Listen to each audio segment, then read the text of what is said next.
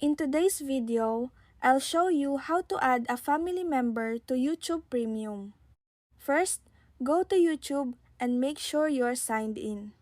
Click your profile icon at the top right, then select Purchases and Memberships.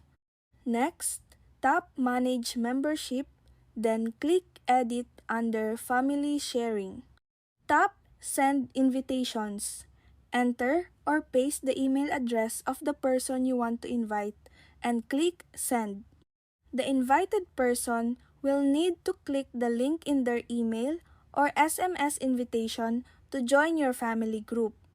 Take note, you must be on a family plan, not an individual plan, and be the family manager. You can invite up to 5 family members, aged 13 or older, who live in the same household. And that's it. That's how you add a family member to YouTube Premium.